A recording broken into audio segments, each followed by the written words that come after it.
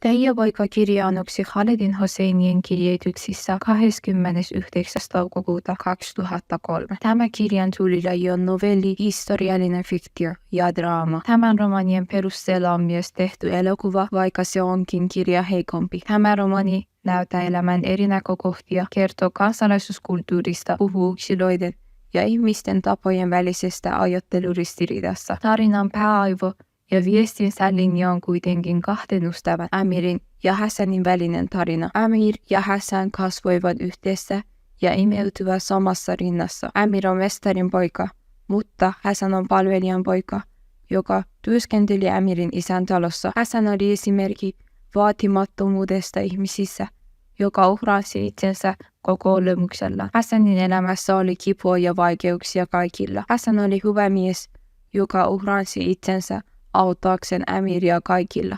Uskollinen mies. Tämä kirja on vaikuttava, koska kuvaa Afganistanin viime vuosien ylä- ja alamäkiä sekä etnisiä eroja, jotka hallitsevat tätä maata. Ja se oli surullinen tarina uskollisuudessa, puhtaudessa ja vilpittömyydessä Hassanin kaltaisia ihmisissä. Vaikka hän on lapsi ja ihmiset tekevät virheitä ja tekevät sitä parannuksen, jopa kuten herra Sahib, Amirin isä. Ja se on kärsimystarina ja omatunnon kipua ja päättäväisyys korvata ihmiset, kuten tarinan ensimmäinen henkilö. Kun luemme tätä kirjaa, tutustumme Afganien elämän, kirjallisuuteen ja tapoihin paljon paremmin ja helpommin ja innostuimme paljon, koska tämä kirja on vieläkin vaikuttava. En ole koskaan käynyt Afganistanissa, mutta lukiessani tätä kirjaa tunnen olevani Afganistanissa. Kuinka kauniita ja totta kirjassa sanotaan, että afgaanit haluaisivat sanoa, että elämä jatkuu alusta ja lopussa.